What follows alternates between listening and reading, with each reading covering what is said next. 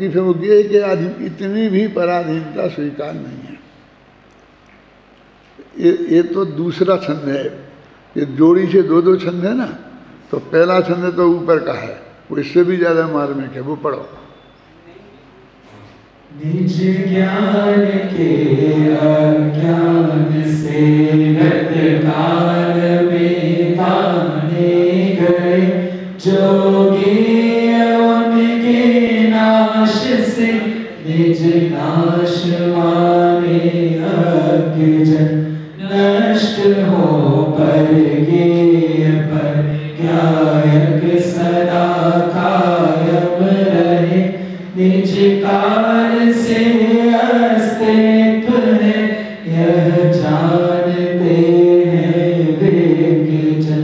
निज ज्ञान के अज्ञान से आत्मा को तो जाना नहीं उनने, और गत काल में जाने गए जो गे, पिछले समय में जो गे जाने गए थे तो वे गे नष्ट हो गए, तो वो आत्मा ही नष्ट हो गया, क्योंकि उनने आत्मा की सत्ता गेयों को जानने के कारण मानी थी। अब वो गेयों को जानने का काम बंद हो गया माने वो उसको जान रहे थे ना, और वो तो क्षणभंगुर मानते हैं, तो उसके अलावा तो कुछ है ही नहीं। तो गे का अवलंबन जो ज्ञान को मानेंगे, तो गे के समाप्त होने पर वो ज्ञान का भी नाश हो जाएगा। लेकिन शायदवादी तो और अन्य ज्ञेय को जानेंगे, अन्य ज्ञेय को जानेंगे, अन्य ज्ञेय को जानेंगे, ऐसे ज्ञान के अस्तित्व को स्वीकार करते हैं, तो वे उसको अपने को बचा के रखते हैं। ऐसे ये छंद हैं, ये संस्कृत में ये छंद वही है ना जिनमें पशु शब्द का प्रयोग किया है, संस्कृत में पढ़ना। उन्हें 14 छंदों में 14 बार पशु कहा है।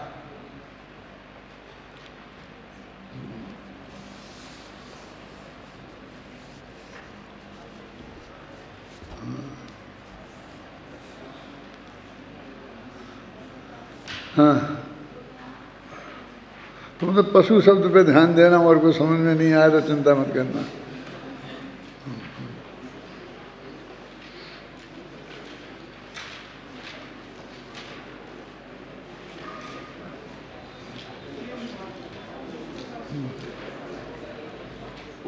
पूर्वालंबित बोधनाश समये ज्ञानस्य नाशं विदन्, सीरत्येव न किञ्चनापि कलयन्, नत्यन्ततुच्छः पशुः अस्तित्वं निजकालतोऽस्य कलयन्, स्याद्वादवेदी पुनः पूर्णस्तिष्ठति बाह्यवस्तुषु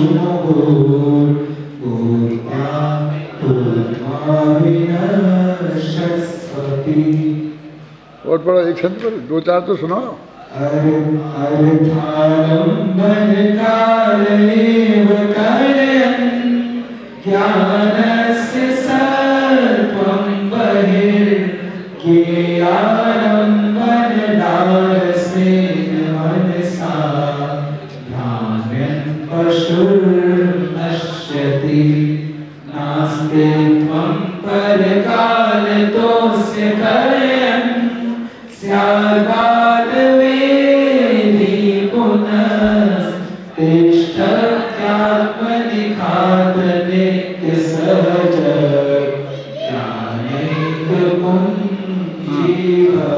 बस रहने दो। मतलब देखा ना, इसमें सब में उनको अज्ञानी पशु कह के संबोधित किया। जब मैं ये पद्यानुवाद लिख रहा था तो मेरे मन में भी बहुत थी कि मैं भी हर एक शब्द में पशु डालूं। डाल भी सकता था, कोई बड़ी बात नहीं थी, लेकिन मैंने उसको सहज किया, उसकी कठोरता थोड़ी कम की, है ना। तो अज्ञानी शब्द अज्ञ शब्द का प्रयोग करके काम चला लिया, है ना। लेकिन ये सब 14 जो छंद हैं, ये 14 मत हैं अलग अलग, और वो उनकी अपन मानते हैं ना, एक नित्यवादी, एक अनित्यवादी, वो तो हैं ही, लेकिन वो जिस तरह से घटित किए हैं वो बहुत अद्भुत हैं, है ना। अभी अपन पढ़ रहे थे ना, इसका समाधान यह है कि ऐसा मानने पर पर्याय रूप समुद्र प्रसिद्ध नहीं होता, इसलिए काल द्रव्य के असंख्य प्रदेश मानना योग्य नहीं है। परमाणु के द्वारा मंद गति से आकाश के एक प्रदेश का उल्लंघन करने के आधार पर काल द्रव्य की समय नामक पर्याय मानी जाती है। कुछ छूट गया क्या? यहाँ एक प्रश्न संभव है कि यही है ना, पेज पलट गया क्या?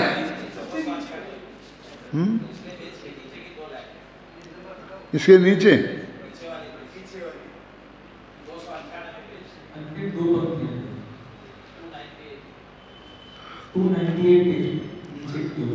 अच्छा, यहाँ से यहाँ कह रहे हैं ऐसा होने पर त्रिलक्षणता नष्ट हो जाती है और बौद्ध मत सम्मत क्षण भंग उल्लसित हो उठता है।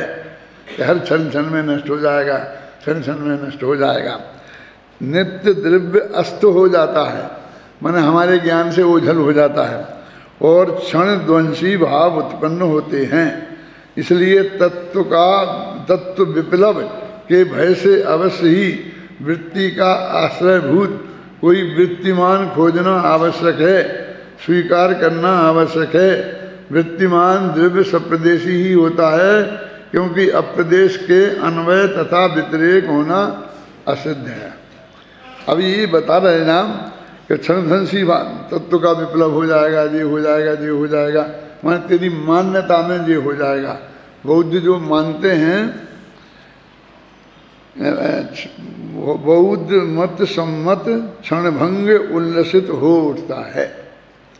तब बौद्ध मत में जो क्षणभंग मानी है, नित्यता नहीं मानी है, तो अकेला यही नहीं है कि अनादि अनंत नहीं, बल्कि वो द्रव्य ही सिद्ध नहीं होगा, क्योंकि उत्पाद और व्यय ये दो क्षणभंग की अपेक्षा रखते हैं और द्रव्य ध्रुवता का की अपेक्षा रखता है, त्रिकालकता का अपेक्षा रखता है। तो एक तरीके से उसने द्रव्य से इनकार कर दिया। जब उन दोनों में कोई संबंध ही नहीं रहा, क्योंकि वो संबंध जोड़ने वाला तो अंदर में वो तंतु है ना। जैसे कि माला के उदाहरण से समझाया है स्पिरिचुअल सार में, तो मैं उस वक्त ये कहता हूँ, तुम्हें याद भी होगा कि वो माला संगमरमर की लेना है, याद है? ये मोतियों वाली माला नहीं लेना, क्योंकि इसमें एक गुड़िया दूसरे गुड़िया से अलग हो जाता है। आप माला फेरते हो ना, तो ज़्यादा दो डोरा में जगह हो तो आगे अलग अलग हो जाते हैं, और संगमरमर की माला में वो अलग अलग होंगे नहीं, क्योंकि वो डोरा भी उसी संगमरमर का बना हुआ है। ऐसे बना देते ना अपन, ऐसे ऐसे संगमरमर की, तो बीच में जो डोरा होता है, डोरा जैसे का काम करता है, वो भी संगमरमर का ही होता है। कहने का मतलब वो वहाँ कोई बीच में कोई गुंजाइश नहीं है। दो अलग अलग उसमें भी दो मणियाँ अलग अलग हैं, लेकिन उसमें बीच में गुंजाइश है। देखो ये हमने ऐसा किया तो दो उंगलियां मिली हैं, बिल्कुल बीच में जगह नहीं है ना, फिर भी जगह है। हमारा विवेक, आंखें नहीं कहती कि जगह नहीं है, लेकिन विवेक कहता है कि जगह है, क्यों ये ऐसी हो सकती हैं। लेकिन इसी उंगली में से हम दो ऐसी करें, मतलब चीर के जैसे माने, ऐसे दो अंश करेंगे, एक बाईं तरफ का एक दाईं तरफ का, तो वो उसमें से वो एक पना नहीं खंडित होगा। तो एक पना जहाँ खंडित नहीं हो ऐसी माला लेना। काल में उत्पाद में ध्रुव में, उसमें काल में पूर्व पर्याय उत्तर पर्याय में, इस प्रदेश में और उस प्रदेश में, क्षेत्र की अपेक्षा भी और काल की अपेक्षा भी। क्षेत्र की अपेक्षा ये द्रव्य अटूट है, अखंड है, और काल की अपेक्षा भी अटूट है और अखंड है। तो वो जो क्षणभंग के प्रसंग में पढ़कर शांति जी, वो जो अंदर में अटूटपना है जिसका नाम नित्यता है, वो हमारी दृष्टि से ओझल हो जाती हैं। देखो बौद्धों के यहाँ न्याय की दृष्टि से जो बताया है वो तो आप लोग जानते हैं, पढ़ लेंगे, लेकिन जब सब कुछ क्षणभंग हो जाए, सब खत्म हो जाएगा, सब खत्म हो जाएगा, तो फिर रोने के अलावा क्या है? आप जब क्षणभंगे का वर्णन करेंगे, आपको यही बताएंगे कि आप बस एक क्षण में ही खत्म होने वाले हैं, तो उसमें से आपको कहाँ से कुछ उत्साह उमंग कायम होगा? और जब आपको ये बताएंगे कि तुम अनादि के हो, अनंत काल तक है, पुराना तुमने किया था उसका फल भोग रहे हो, अब इसमें कभी कई कर्मों का फल भोगना पड़ेगा, तो फिर हमें कुछ लगता है कि हम हैं, रहेंगे, कुछ हमें करना चाहिए। मेरे दिमाग में बार बार आ रहा है और मैं पहुंचा नहीं पा रहा हूं तुम तक। मैं ये कहना चाहता हूं कि वो नित्यता वाली बात की उपेक्षा करते ही इतनी असहायता आ जाती है कि अब हमारा एक ही समय तो है, अब क्या सोचना, काय के लिए सोचना, किसके लिए सोचना है? उन्हें क्या कहते हैं ना, फिर जिसने हिंसा करने की सोची वो सोचते ही मसला खत्म हो गया है? जिसने सोचा वो मार नहीं पाता है, जिसने मारा वो मारते ही मर जाता है, वो फल नहीं भोग पाता है, उसे सजा नहीं हो सकती, उसे जेल नहीं हो सकती। जो जेल में जाएगा चित्तम बद्धम न मुंचते, वो दूसरा ही चित्त मुक्त होगा। तो वो उसमें अनंत दीनता, अनंत आकुलता पैदा होने वाली है, अनंत दुख की उत्पादक है वो मान्यता। ये बौद्धों का क्षणभंग है। और जो ये कहते हैं कि कुछ बदल ही नहीं सकता है सांख्यों का, तो वो तो बिल्कुल ही ध्रुव ही हो गया। तो फिर जैसा जो अपने किन्मत पर्याय के मानने वालों पर भी लोग आरोप लगाते हैं, तो फिर हम तो पत्थर हो जाएं, हम तो कुछ करें ही नहीं, हम तो कुछ, वो परिस्थिति अपने यहाँ खड़ी हो जाएगी। लेकिन जो अपन अनेकांत मानते हैं ना, वो उससे वो धौर्य भी कायम रहता है, उत्साह भी कायम रहता है और करने की तमन्ना भी कायम रहती है। मैंने पुरुषार्थ भी 5 सोमवार रह जाते हैं उसमें, अकेला नियत वाला ही अंश नहीं रहता है, बल्कि पुरुषार्थ वाला अंश भी जिंदा वहाँ रह जाता है। यहाँ एक प्रश्न संभव है कि यदि काल द्रव्य सप्रदेशी है तो फिर लोकाकाश के समान ही काल द्रव्य के भी एक द्रव्यत्व के हेतुभूत असंख्य प्रदेश मान लेने में क्या आपत्ति है? अब वो दूसरा, उन्होंने कहा एक प्रदेश है, एक सिद्ध किया, तो सामने कहते एक है, तो अब असंख्य ही मान लो, फिर क्या है? जब तुमने मान ही लिया तो असंख्य मान लो।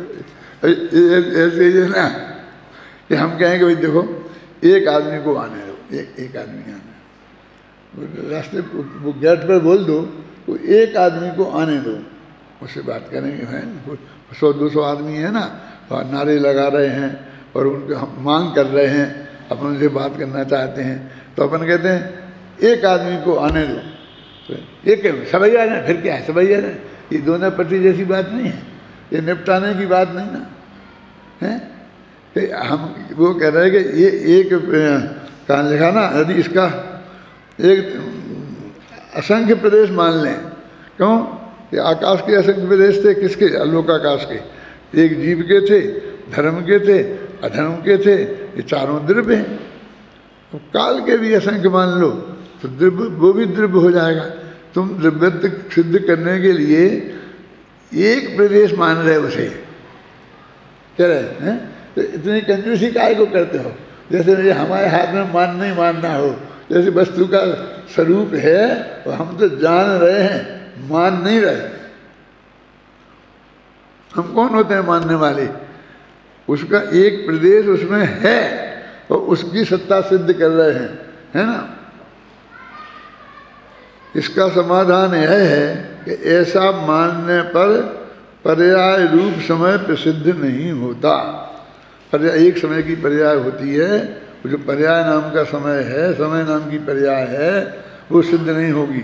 इसलिए काल द्रव्य के असंख्य प्रदेश मानना योग्य नहीं है।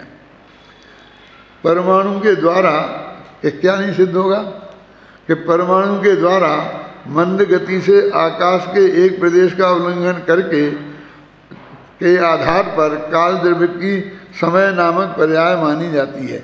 हमने एक समय की पर्याय मानी, वो मंद गति से जाएगा एक द्रव्य से दूसरे समय में, तो वो सिद्ध नहीं होगी। फिर वो कहते हैं जब असंख्य प्रदेश उसके हो गए तो अनुमय क्यों जाए, तो जीव चला जाए। वो पुद्गल का परमाणु एक द्रव्य है ना, और कालाणु भी एक द्रव्य है। तो एक स्थान पर जहाँ कालाणु है तो उसमें वहीं पर पुद्गल का परमाणु है, और वो पुद्गल का परमाणु गया, कालाणु तो जाता नहीं है। तो पुद्गल का परमाणु उपादान है और काल द्रव्य का परमाणु निमित्त है। आप समझ में क्योंकि एक समय लग रहा है ना, उस समय परिवर्तन में निमित्त है। तो वो कहते हैं कि यदि कालाणु नहीं मानेंगे तो वो उसमें असंख्य प्रदेश मान लेंगे। तो जैसे पुद्गल उसमें असंख्य प्रदेश है ना जीव में, फिर पुद्गल का परमाणु ही क्यों जाए, फिर जीव भी तो जा सकता है असंख्य प्रदेश। तो असंख्य प्रदेश नहीं माने, फिर उसकी परिभाषा नहीं बन पाएगी, वो कह रहे। फिर एक पुद्गल का परमाणु एक आकाश के प्रदेश से दूसरे के आकाश प्रदेश में जाए, उसमें जो समय लगे उस समय को समय नाम का अंश कहते हैं। समझ में ना? तो ये नहीं बन सकेगा। द्रव्य समय अर्थात काल पदार्थ लोकाकाश के बराबर असंख्य प्रदेश वाला एक द्रव्य हो तो भी परमाणु के द्वारा उसका एक प्रदेश उल्लंघित होने पर पर्याय समय की सिद्धि कैसे होगी। यदि कोई ऐसा कहे कि द्रव्य समय अर्थात काल पदार्थ लोकाकाश के जितने असंख्य प्रदेशों वाला एक द्रव्य हो तो भी परमाणु के द्वारा उसका एक प्रदेश उल्लंघित होने पर पर्याय समय की सिद्धि तो हो, तो क्या आपत्ति है। ऐसा मानने पर निम्नलिखित दो आपत्तियां आती हैं। पर वो बहस कर रहा है कि क्या दिक्कत है, असंख्य प्रदेश हो जाएं और फिर भी वो परमाणु एक प्रदेश से दूसरे प्रदेश पे जाए, उसमें जो समय लगे उसको हम काल का सबसे छोटा हिस्सा करें, इसमें क्या दिक्कत है। तो अब वो बताते हैं उसमें दो दिक्कतें। एक दफा फिर कहता हूँ कि ये जो ज़्यादा बहसबाजी है ना, ये ज़्यादा बहसबाजी समझ में नहीं आए तो इतना समझ लेना कि भाई ये उसका एक प्रदेश है, असंख्य प्रदेश नहीं है। अब बिल्कुल नहीं है ये बात भी सही नहीं है, असंख्य प्रदेश भी नहीं है ये बात भी सही नहीं है। वो कालाणु जाता जो मुख्य मुख्य बातें हैं वो सब समझ लेना, और बाकी ये नहीं आए समझ में तो चले। जैसे कि अपन अदालत में जाते हैं, वो वकील कितनी बहस करता है, 6-6 महीने तक केस चलता है।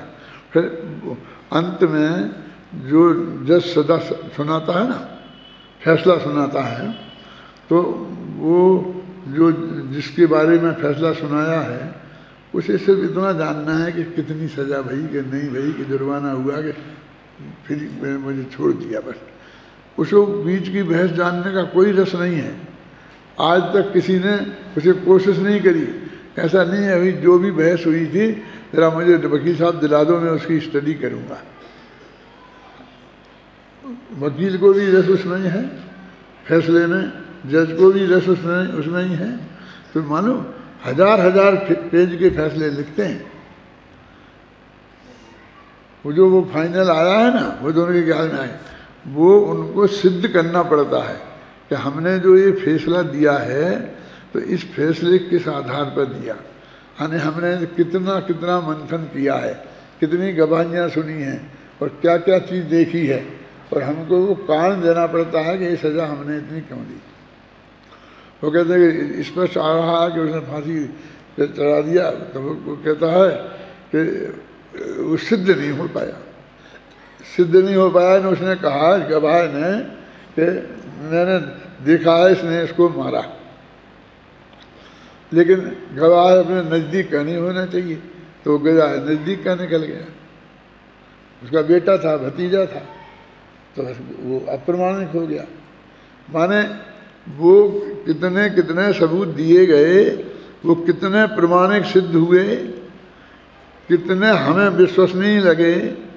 वो कहते हैं शक का लाभ अपराधी को मिलता है। शक का लाभ समझ गए ना। हमें यदि जज को ये शक हो जाए कि इसने मारा कि नहीं मारा, मैं कुछ कह नहीं सकता, तो बस फिर उसे शक के आधार पर सजा नहीं दी जाती, छोड़ा जाता है।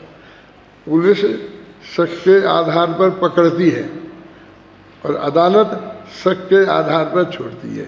देखो, एक ही गवर्नमेंट के दो कर्मचारी पूरी न्याय व्यवस्था के, और एक में कानून में लिखा है क्योंकि शक के आधार पर वो नहीं पकड़े तो अभी अपराधी तो सिद्ध हुआ ही नहीं। हमें शक है, हमने पकड़ लिया, अब हम प्रमाण इकट्ठे करेंगे और फिर अदालत में सिद्ध करेंगे। हो पाएगा तो होगा, नहीं होगा तो नहीं होगा। वो शक के आधार पर पकड़ता है और वो शक के आधार पर छोड़ सकता है। यही तो सबसे बड़ा हथियार है पुलिस वाले के हाथ में। वो कहते हैं हम अब भी हाल आपको अंदर बंद कर देंगे। कैसे कर देगा, हमने कोई गलती की ही नहीं, ये कानून है ना। हमें शक है कि तुमने इसे मारा, बस झगड़ा कर, तुम चलो बंद कर दिया, अब आप देखेंगे, अब तुम लड़ना मुकदमा, फिर बाद में 10-5 साल फिर जब छूट होगी तो छूट जाना जेल में।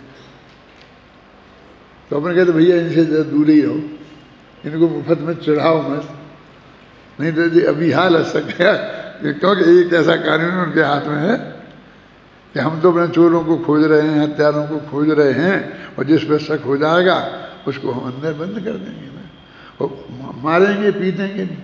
क्यों? वैसे कोई बताओगे नहीं, उसमें उसको भी अधिकार है कि दबा कर, मार कर, पीट कर, धमका कर, कैसे भी करके सच्ची बात उगलवाना है, तो वो भी अधिकार है उन्हें। क्या है, दो नंबर हैं, 1 और 2 नंबर है भाई किताब में। प्रथम तो द्रव्य के एक देश की परिणति को संपूर्ण द्रव्य की मानने का प्रसंग आता है। फिर देखो, द्रव्य के एक देश की परिणति है और संपूर्ण द्रव्य की परिणति मान ली जाएगी, और एक देश की वृत्ति को संपूर्ण द्रव्य की मानने में विरोध है, ऐसा हम नहीं मान सकते। संपूर्ण काल पदार्थ का जो सूक्ष्म वृत्यांश है वह समय है, परंतु उसके एक देश का वृत्यांश समय नहीं है। समझे, पदार्थ का अंश है समय, काल द्रव्य का, उसके वृत्यांश का अंश नहीं है। मतलब सुने ना, पूरा जो काल द्रव्य है उसका अंश है, लेकिन उसका अंश जो समय है उसका अंश नहीं है जी। दूसरे तिर्यक प्रचय को ऊर्ध प्रचय बनने का प्रसंग आता है। अब ये तो ये तिर्यक प्रचय था, ये ऊर्ध प्रचय है, तो ऐसा मानेंगे तो तिर्यक प्रचय ऊर्ध प्रचय बन जाएगा। तात्पर्य यह है कि ऐसा मानने पर काल द्रव्य एक प्रदेश में बढ़ते, फिर दूसरे प्रदेश में बढ़ते, और फिर अन्य प्रदेश में बढ़ते, इस प्रकार का प्रसंग माने आपत्ति आती है।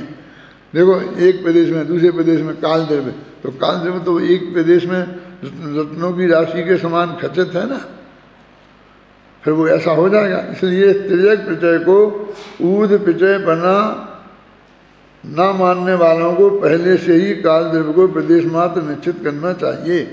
ये कहते हैं कि वो काल द्रव्य एक प्रदेश में हमेशा खचित रहता है, ये करने के लिए उसको पहले से एक प्रदेशी मानना चाहिए।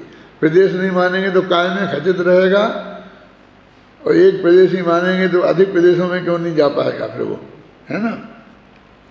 यद्यपि इस गाथा के भाव को स्पष्ट करने के लिए आचार्य जयसेन तत्व प्रदीप का टीका का अनुकरण करते हैं, तथापि विगत गाथाओं के समान उदाहरण यहाँ भी बदल देते हैं। टीका के अंत में वे जो बात लिखते हैं वह बात मात्र गाथा का उपसंहार नहीं है, अपितु द्रव्य विशेषाधिकार का उपसंहार है। ऐसा इनने कई जगह किया है। ये मानते हैं कि तात्पर्य होता है, 5 प्रकार का अर्थ होता है ना, नया अर्थ, तात्पर्य अर्थ, शब्दार्थ, भावार्थ। तो वो जो मतार्थ है वो अंत में, मतार्थ तो दूसरे मत की अपेक्षा होती है, ये क्या है, भावार्थ है।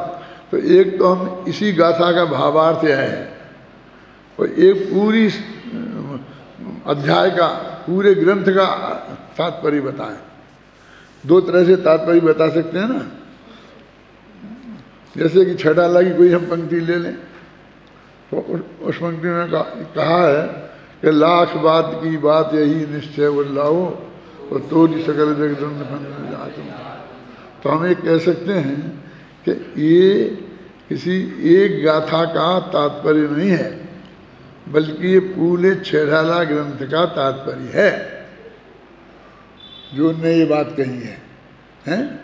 और उनने ऐसा लिखा हो कि देखो द्रव्य 5 4 प्रकार 6 प्रकार के होते हैं, जी जी इस प्रकार, अथवा तात्पर्य यह है, और वहीं एक पंक्ति लिख दें तो वो उस 4 लाइन का भावार्थ जो हमने लिखा वो उसका ही तात्पर्य हो सकता है, एक गाथा का भी तात्पर्य हो सकता है। तो अब इसके बाद जो लिखते हैं जैसे नाचारी, वो सूत्र तात्पर्य नहीं लिखते हैं बल्कि शास्त्र तात्पर्य लिखते हैं।